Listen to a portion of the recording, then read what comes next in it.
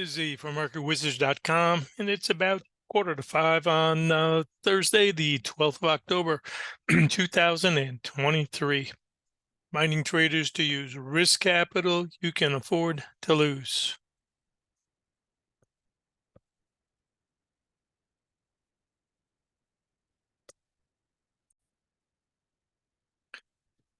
I look at a number of charts during the day to help me make trade decisions, and I thought I'd single out just a couple of them that were very important for me today. This is a weekly chart, and we will note that in order to get from one level to the next, we obviously have to break a pivot level. And at this size spread, this swing, we know that we have to get it back under the 404s. And if we take that out, we obviously also have to take out the previous low. And once that happens, then we open the door to test the 339s, the 274s, and the 209s basis of this chart. And at the end of the day, it turns out that this 09 held. I was looking for the 22 area to be supportive, thought that it might get under that. And if we took out this 09, we're heading down. But the 222s jumped into my thinking when I looked at a chart.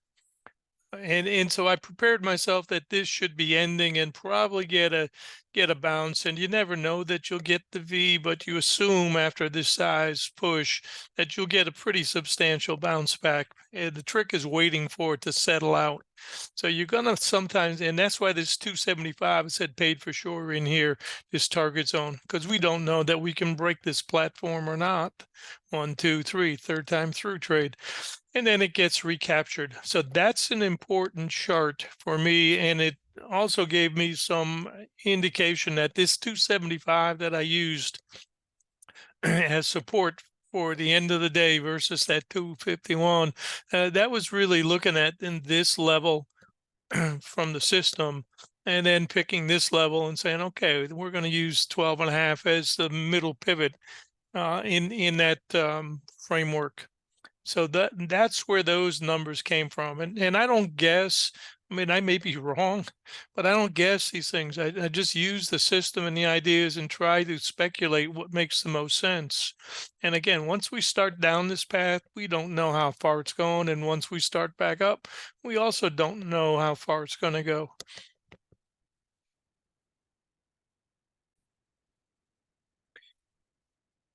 We had the resistance pivot at 15,468.75.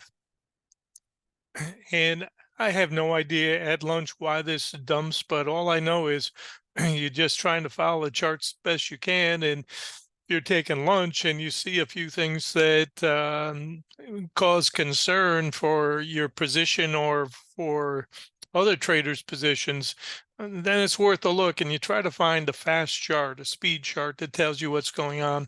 And this is a 30-second chart. And the speed chart just kept morphing down and down. And my feeling was at the time when this was started was that certainly we're going to probably test not only the day low, but obviously the prior day low. So those are the things that come into your mind because you just, after a few years in this business, you know the way these guys work. They try to steal from both sides. So today we had thought, be careful. We thought that if you got religion today near the highs, you might be in trouble. And that turned out to be true. And we don't know until hindsight, but the system nailed that pivot. So as we are morphing and looking at the time, and this is all happening during the lunch. And for me, lunch is 12 to 2. That's the time frame I like to consider as the lunch period. And after that, traders that may have been out to lunch come back and say, all right, anything I can do now? So using our system, this bar doesn't show it on this chart, but this becomes our angel. And this up here becomes our demon, and that'll show on a 3-minute chart. And once we start to grab hold and then get above this blue line. It's got to take some time to get above this. And then if we stay above that blue line, then the next target line is trying to get here into the rain line. So this became the target zone, and knowing the dynamics of this trade and the 312.50, I'm figuring, okay, it's going to try to get to that 310 to 312 and above if it can. And we know the middle's back here at 40. And these traders here who got in late don't recognize that a lot of times this is the dying gasp, and catches all the late shorts, and then you figure you can short with impunity and close your eyes and short, but that doesn't usually work very well after this type of a move. And then we squeeze up, and this again, these targets up here were based on that last chart we showed at 339. That would be halfway back in that trade, basically. So again, this is a 30-second chart, and then limping off into the close, just above that 1250.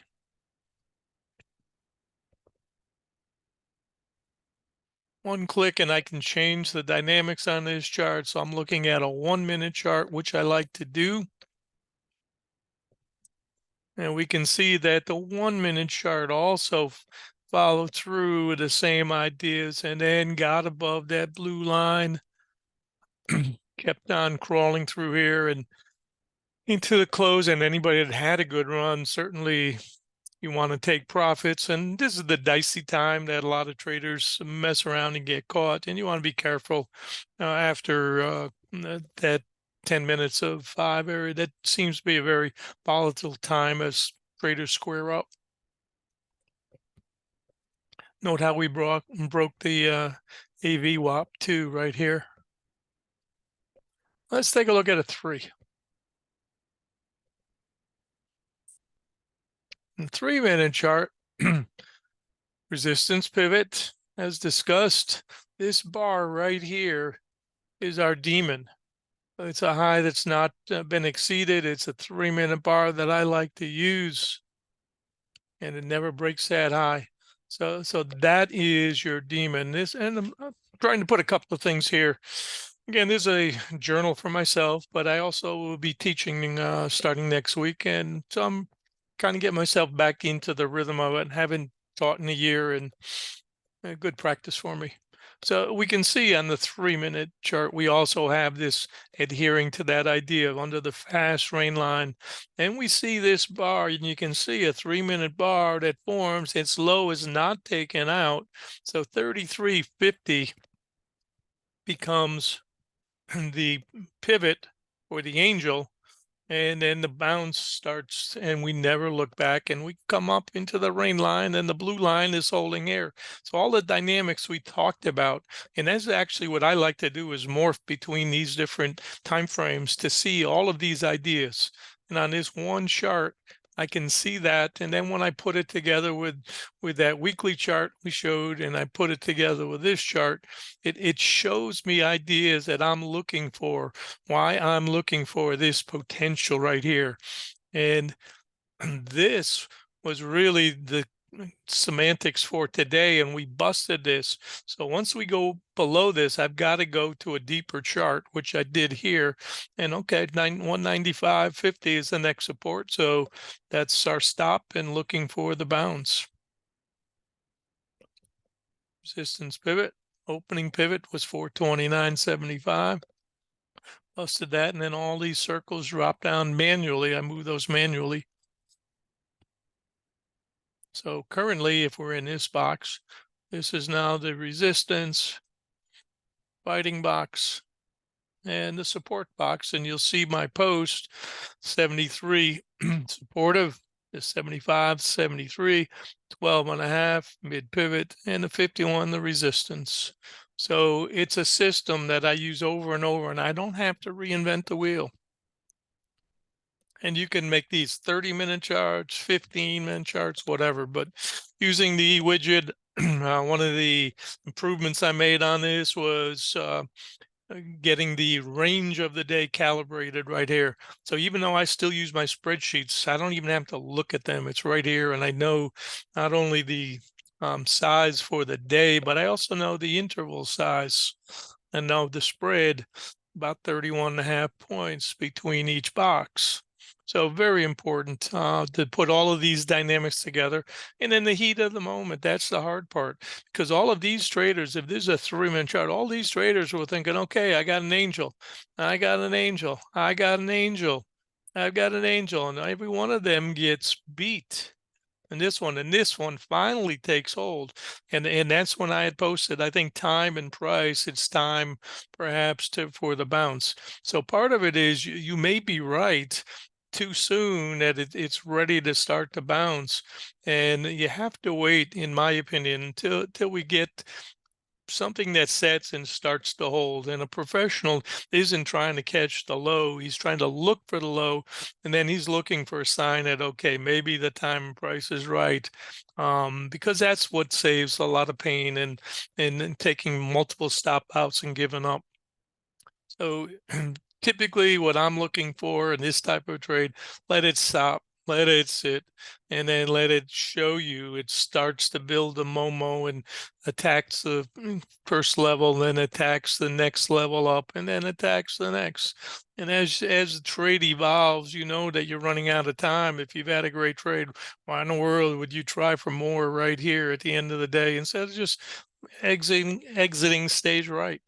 So again, this is a quick look at my system and a journal for me. And if you have interested in learning these techniques and understanding some of the tools that I use, take a look at our live trading room. First course I'm offering in over a year. A number of people have asked for it, so I thought it would be good practice for me as well to keep reviewing my own strategies and see if I could help a few people. And you can find that going to the Market Wizard site under Start Now, go to Shop, and then you will find this listed there. Hopefully we'll get a few more people coming in to see us. We start next week. And thanks for listening to our presentation today. And again, this is my journal and for my purposes only, and it's not trade advice. Thanks for listening.